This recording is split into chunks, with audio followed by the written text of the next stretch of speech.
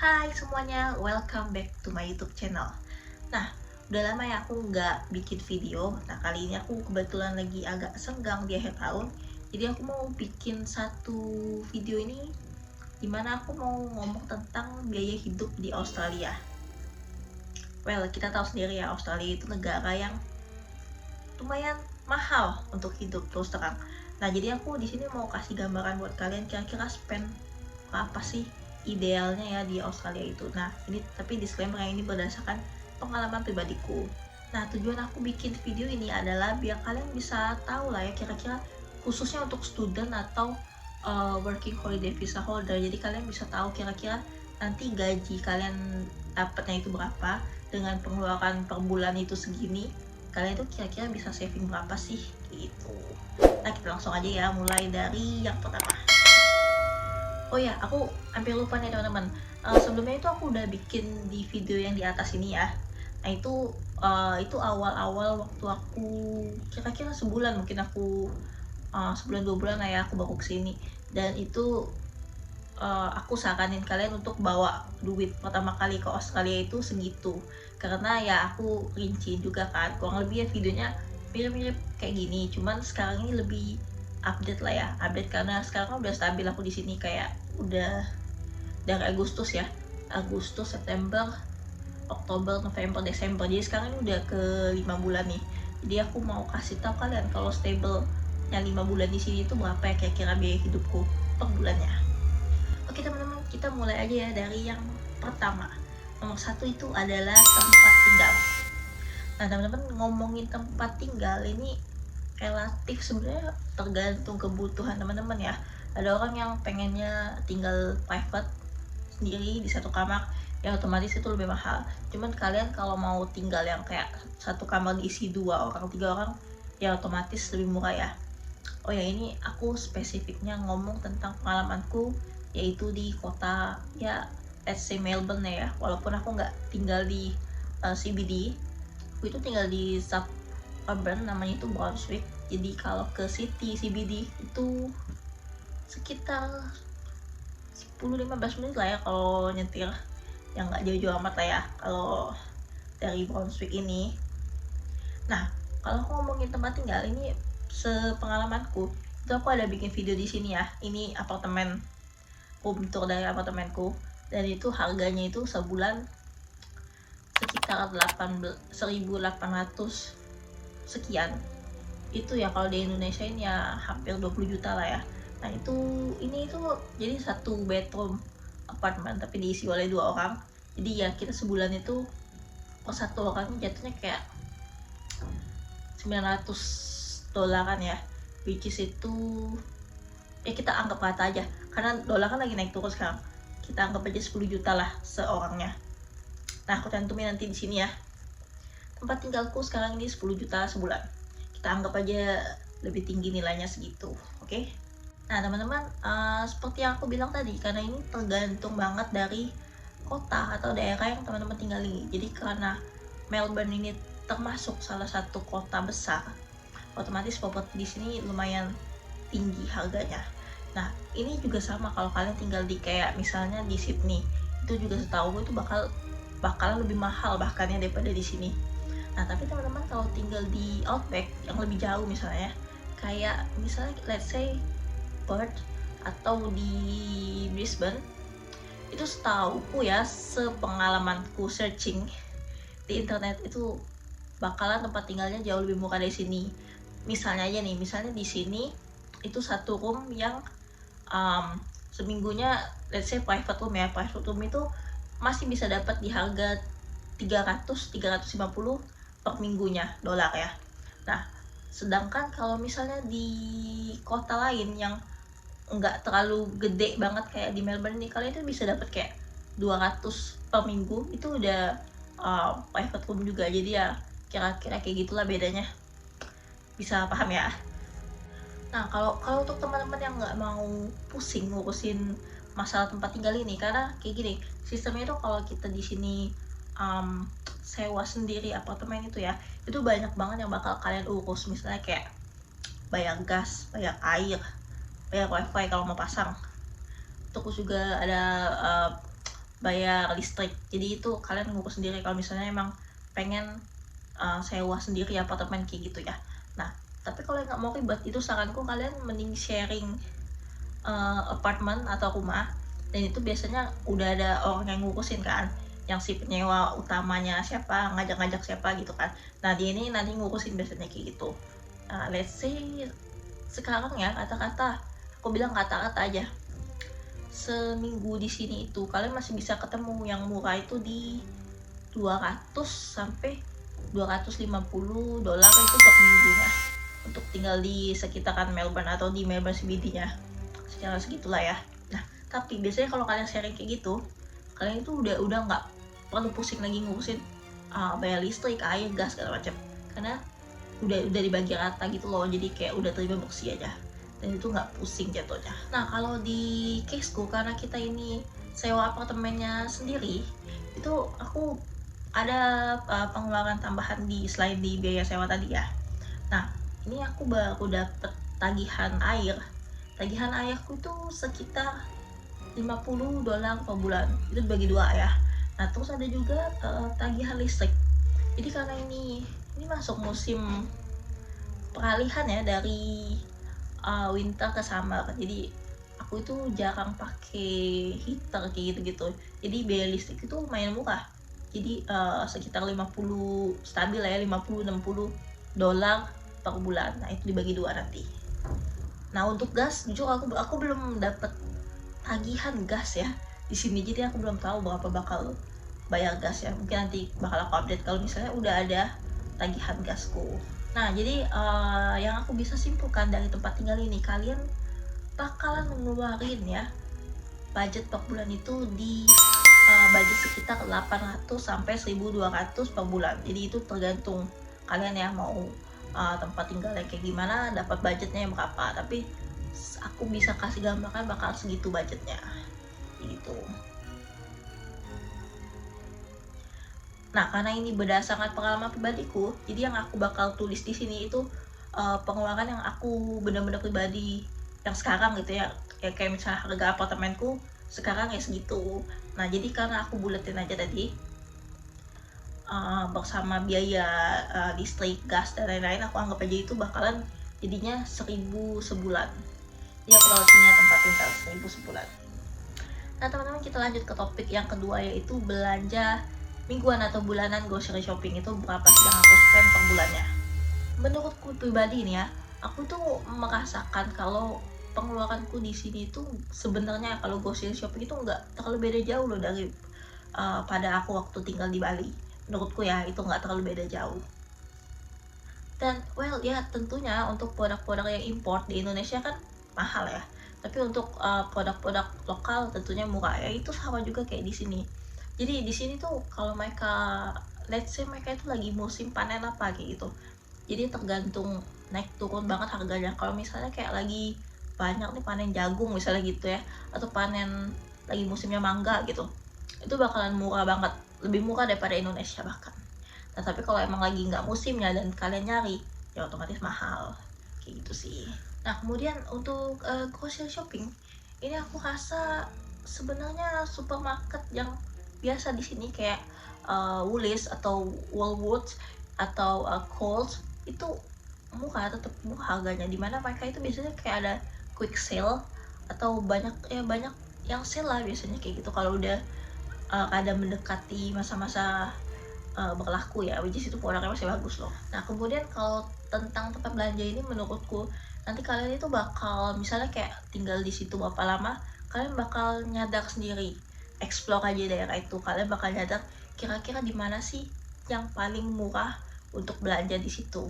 Nah tapi kalau aku tinggal di sini, aku kan tinggal di utara jatuhnya, di suburbannya di utara dari Melbourne. Nah kalau kalian yang tinggal di dekat Brunswick atau Coburg, itu aku bakal kasih kalian rekomendasi itu untuk tempat belanja. Nah yang pertama itu ada tempat belanja namanya itu KLF Supermarket. Jadi di sini tuh well ini sih lebih kayak Asian supermarket normalnya ya. Nah KLF ini dia ada banyak cabang di Melbourne khususnya, ya di sekitaran Melbourne lah gitu. Nah ini sih bukan yang paling murah emang, tapi cukup lengkap aku bilang untuk Asian supermarket. Nah tapi kalau kalian cari yang lebih murah, ini yang menurut sepengalamanku paling murah ya di sekitaran Melbourne yang pernah aku kunjungi, itu ada di Hong Kong Supermarket. Nah kalian pasti nggak asing lagi tentang Hong Kong Supermarket kalau kalian tinggal di daerah agak di selatan ya, di sekitaran Clayton. Karena itu biasanya anak-anak kampus Monash University itu tinggalnya di sana. Jadi ya kalian kalau lagi ambil kuliah di Monash, tentunya udah familiar banget tentang Hong Kong Supermarket ini. Kalau dari harga di sana itu bisa aku bilang termurah dan paling lengkap juga untuk kayak misalnya snack-snack Indonesia dan lainnya. Nah untuk di sekitaran Melbourne atau mungkin di umumnya di Australia ya, jadi banyak banget itu bakalan ada kayak reject shop gitu, kita bilangnya reject shop ya. Ada juga yang beneran namanya reject shop, beda-beda. Nah untuk di sekitaran Melbourne itu di khususnya di dekat tempatku ya, di Brunswick itu ada namanya Cheaper by Miles sini namanya. Nah jadi ini tuh lebih kayak apa ya, aku nggak bilang semua barang di sini expired atau mendekati expired ya, karena nggak semua. Jadi kalian tuh bener-bener harus pintar-pintar milih aja, karena ada barang yang emang biasanya dia tulis kok kayak misalnya ini udah melewati masa berlakunya tapi masih bisa kalian konsumsi, itu ada kayak gitu. Nah atau kalian nanti cek sendiri di kemasannya, pintar-pintar milih, karena nanti biasanya kalau kalian cek misalnya kayak 2 bulan lagi mau expired atau sebulan lagi mau expired, tapi ada juga yang kayak tahun depan mau expired dan itu benar-benar beda-beda banget. Nah yang kayak gini tuh murah banget biasanya. Nah terus teman-teman khususnya yang tinggal di dekatnya Coburg ya, jadi aku tuh baru menemukan satu tempat belanja khususnya itu untuk belanja-belanja produk fresh kayak misalnya sayuran buahan, itu yang murah banget harganya. Bahkan ini lebih murah dari pasar kayak Preston gitu untuk buahan dan sayurannya ya. Nah namanya itu Fresh on Young atau disingkat FOY. Jadi ini bener-bener murah banget karena kayak misalnya aja ya di pasar umumnya itu untuk pisang per kilonya itu setauku, sepengalamanku yang paling murah itu di 3 dolar sekian lah ya, 4 dolar kayak gitu. Tapi di tempat ini nggak tahu kenapa ya itu kayak 1,80 dolar.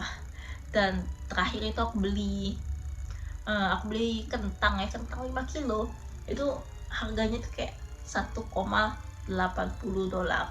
Itu apa ya, 20.000 ya 5 kilo kentang, kan kayak nggak masuk akal gitu murahnya. Jadi ya kalian bisa coba kalau kalian tinggal di dekat sini ya. Atau itu ada satu lagi dia cabang di, aku agak lupa, tapi dekat-dekat sini juga dia ada cabangnya itu. Jadi kalian bisa coba. Dan untuk budgetku itu per bulan shopping itu sekarang ya di 100 sampai 250 dolar per bulan ya. Jadi ya tergantung kehidupan kalian.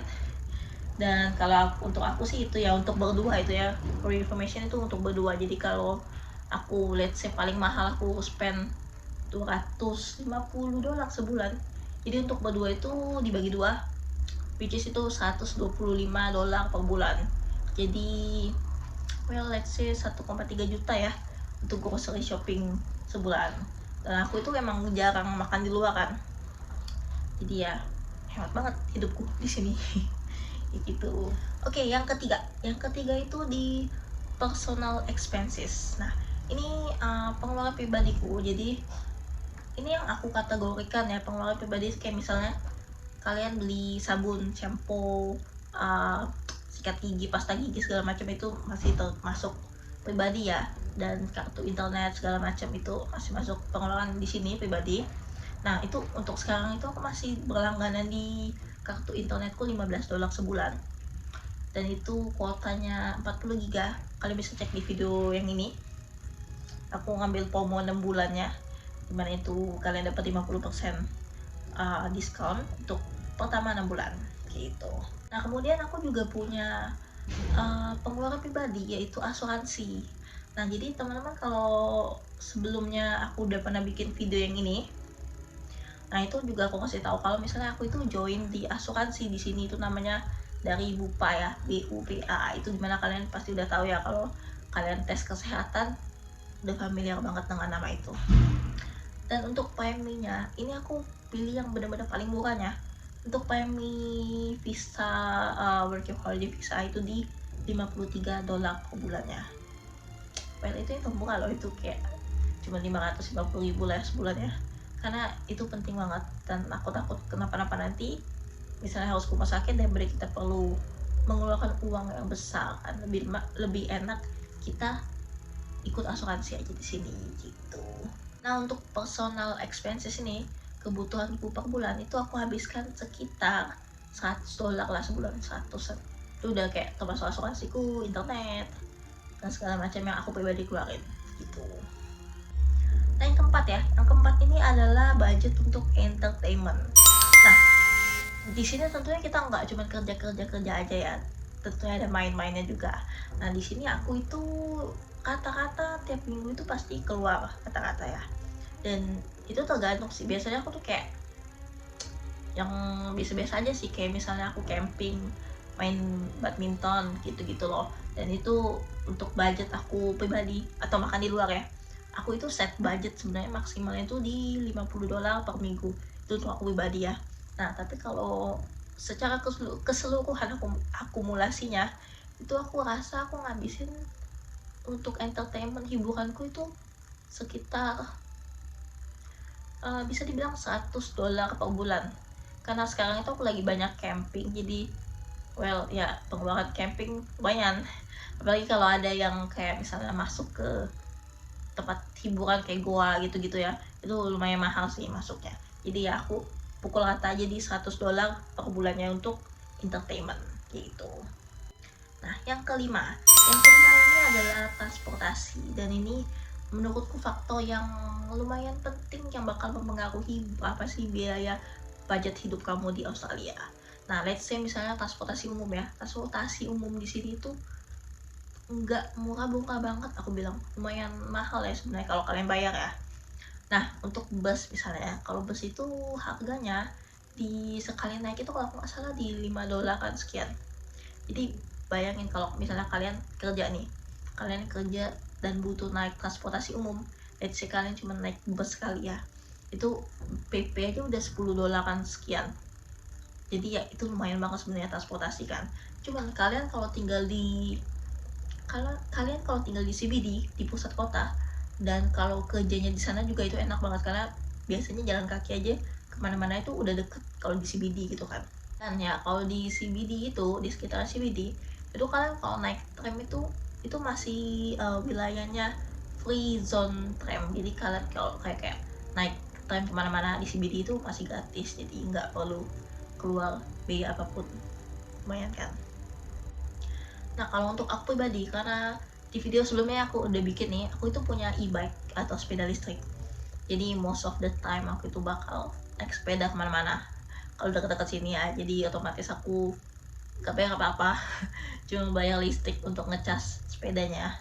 Dan ya karena kebetulan tempat kerjaku itu cuma kayak 5 menit dari sini naik sepeda, jadi aku tiap hari PP-nya itu naik sepeda gitu. Dan tapi aku juga ada pengeluaran sih untuk transportasi, yaitu di bensin.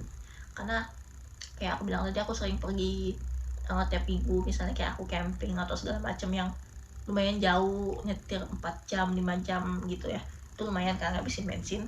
Dan ya kalau aku akumulasin biaya transportasiku sebulan, let's say itu $50 lah sebulan gitu ya. Jadi kalian bisa lihat di sini pengeluaranku tuh segini kira-kira.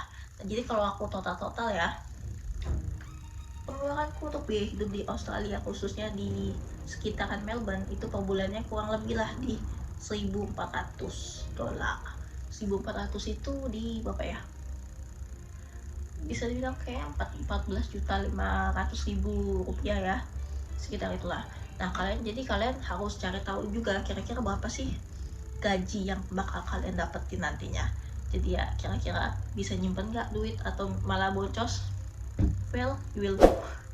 Nah, tapi menurutku pribadi ini sih, kalau kayak student visa itu lumayan ngepres banget sih untuk hidup, atau bahkan nggak nggak tahu ya, karena ya seperti yang kalian tahu kalau student visa itu bakal ada restriction, dimana kalian cuma bisa kerja berapa jam per 2 minggu ya.